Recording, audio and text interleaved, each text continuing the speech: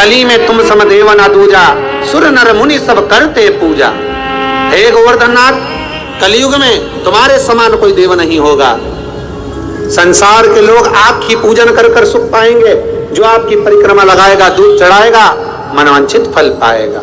ऐसे मेरे गोवर्धन नाथ जी हैं। आप जो 4 दिवसीय, आज चौथा दिवस है लक्ष्मी पूजन का, 3 दिवसीय जो पहले पूजन कर चुके हैं, आज चौथा दिन। जो पूजन की थाली आपने सिक्के रख रखे हैं, उसी पूजन की थाली में जल का छींटा देकर रोली चावल मोली हल्दी से पूजन करना है। लाल पुष्प समर्पित करना है। 2 हल्दी की गठान, 2 कमल गट्टे,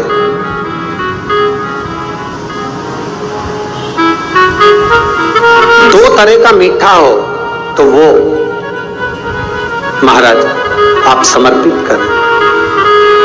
2 अमरबेल के टुकड़े उस थाली में समर्पित करें और निवेदन करें माता लक्ष्मी से।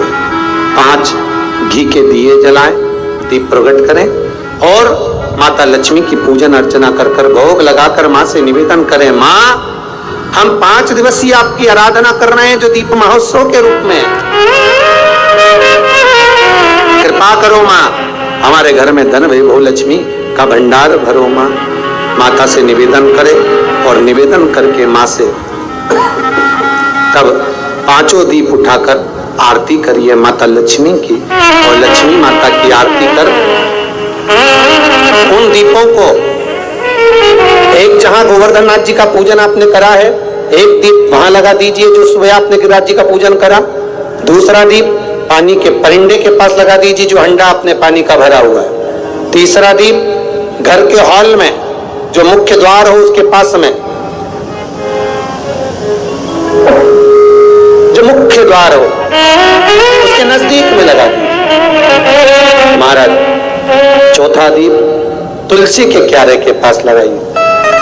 5वां दीप जहां पर माता लक्ष्मी का पूजन करा है वहां पर विराजमान कर दीजिए। ऐसे 5 स्थान पर 5 दियों को रखो। थोड़ी देर द्वार के पास में माता लक्ष्मी का आवाहन करो, माता लक्ष्मी से विनती करो, हे मां आप हमारे घर में सदा विराजमान रहिए। और बाबा गोवर्धन नाथ जी से, गोवर्धन का मतलब होता है गो मतलब लक्ष्मी, वर्धन मतलब वृद्धि, जो लक्ष्मी की वृद्धि करने वाले, जो संपत्ति के देने वाले, लक्ष्मी को प्रदान करने वाले हैं। ऐसे गोवर्धन नाथ बाबा आप हमारे घर में संपदा की वृद्धि करिए, लक्ष्मी की वृद्धि करिए।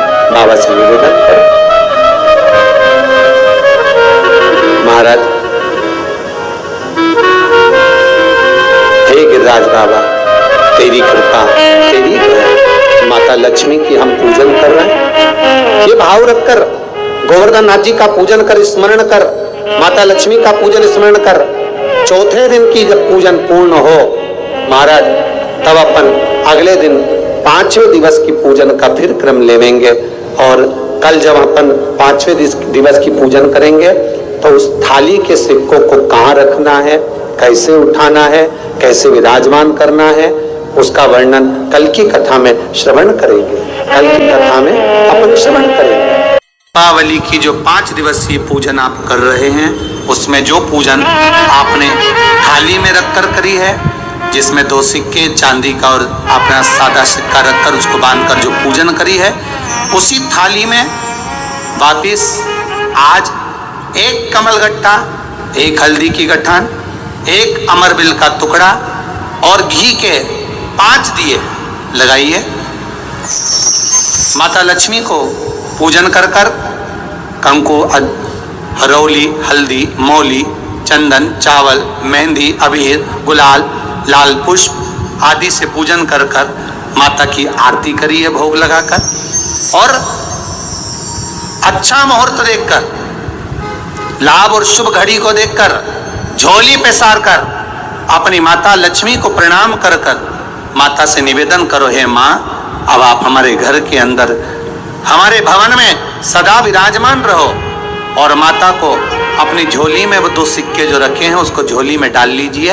1 कमलगट्टा, 1 हल्दी की गठान, 1 अमरवेल का टुकड़ा अपनी झोली में डाल लीजिए और वहां से चौकी को, आटे को हटा दो, थाली को हटा दो और थोड़ा सा हाथ में जल लेकर वहां पर पोछा फेर दो और जो झोली में आपके सिक्के रखे हैं, अमरवेल, कमलगट्टा, हल्दी की गांठ जो रखी है, उसको सिक्के के साथ एक डब्बी में या एक वस्त्र में अपनी तिजोरी, अलमारी में जो शुभ घड़ी है उसके अंतर्गत लक्ष्मी जी का नाम लेकर रख दीजिए। 5 दिए जो भगवान के सामने रखे थे उसमें से 1 दिया जिस अलमारी में, जिस तिजोरी में तुमने लक्ष्मी रखी है, उसी अलमारी, उसी तिजोरी के ऊपर उस दिए को रख दीजिए या उसके साइड में रख दीजिए। 4 दिए में से 1 दिया मंदिर में रखिए, 1 दिया पानी के स्थान पर रखिए, 1 दिया तुलसी जी के क्यारे पर रखिए और 1 दीप घर के हॉल में रखिए। महाराज ऐसे 5 दियों का स्मरण करते हुए माता लक्ष्मी का स्मरण करिए। द्वार पर थोड़ा सा पीला चावल डालकर अंदर की ओर प्रवेश कर लीजिए। बस ये 5 दिवसीय पूजन जो आप माता लक्ष्मी की सुंदर शिव लक्ष्मी पूजन का स्मरण कर रहे थे वो आज विराम की ओर है। आप सभी ने अपने अपने घरों में दीपमाली का दीप उत्सव मनाया है, दीपमाली का दीप उत्सव मनाया है, उसकी बहुत बहुत आप सभी को बधाई हो। बहुत बहुत साधुवाद। पूर्ण 5 दिवसीय पूजन का आनंद आप सभी ने ग्रहण किया। आप सभी को दीपोत्सव की। कार्तिक का महीना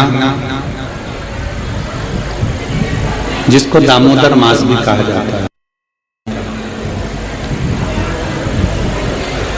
जिसमें भगवान देवाधिदेव महादेव, भगवान शिव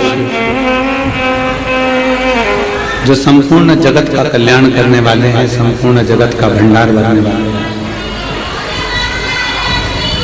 ऐसे पवित्र पावन दामोदर मास में कार्तिक के महीने में भगवान शिव की पवित्र धारा से, कुबेरेश्वर बाबा की इस पवित्र भूमि से ये 3 दिवसीय शिव चर्चा का लाभ लेने का सौभाग्य मिला। कार्तिक के महीने में जो दीपावली के 5 दिवसीय पूजन होती है, धनतेरस,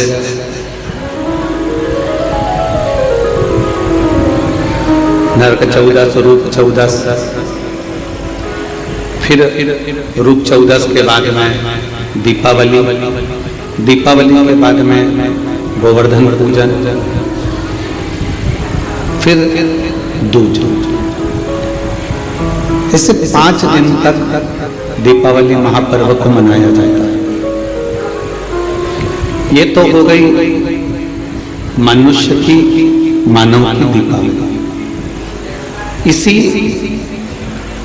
कार्तिक के महीने में आपके लिए और हमारे लिए भी दीपावली पर्व आता है, तो देवताओं के लिए भी दीपावली आती है। आपकी और हमारी जो दीपावली है वो ये कृष्ण पक्ष के अंतर्गत आ जाती है और देवताओं की जो दीपावली है वो शुक्ल पक्ष के अंतर्गत आ जाती है। भगवान